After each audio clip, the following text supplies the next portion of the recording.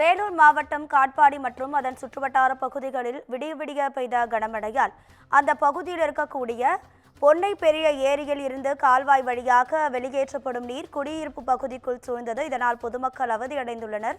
இது தொடர்பான கூடுதல் தகவல்களை நமது செய்தியாளர் ஜான்சன் வழங்கி கேட்கலாம். ஜான்சன், வணக்கம். உங்க விரிவான தகவல்.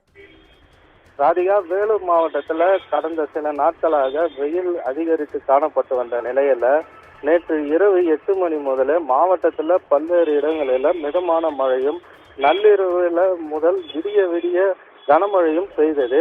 குறிப்பாக பொன்னை, வள்ளிமலை உள்ளிட்ட பகுதிகளில் விடிய கனமழை கொட்டி தீர்த்தது.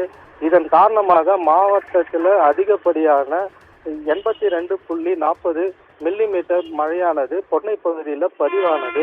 பொன்னை பகுதியில் உள்ள பெரிய ஏரியிலிருந்து கால்வாய் வழியாக மழைநீர் வெளியேறும் பொழுது கால்வாய் சரியாக தூர்வாரப்படாத காரணத்தினாலும் அந்த பகுதியில் மழைநீர் பொன்னை காலனி பகுதியில் உள்ள குடியிருப்புகளில் மற்றும் சாலையிலும் சூழ்ந்துள்ளது.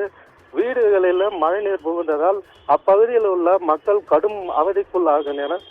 மேலும் வீடுகளில் தண்ணீர் புகுந்ததால் வீட்டை விட்டு வெளியேறும் சூழல் ஏற்பட்டுள்ளது. வீடுகளுக்குள் புகுந்த மழையால் வீட்டில் வசிப்பவர்கள் வெளியேறப்பட்டு வருகின்றனர். அதாவது அவர்களே மழை நீரை, வீட்டுக்குள் இருக்கும் மழை நீரை தூர்வாரி சரி செய்து வருகின்றனர் என்பது குறிப்பிடத்தக்கது. உங்க தகவல்களுக்கு நன்றி ஜான்சன்.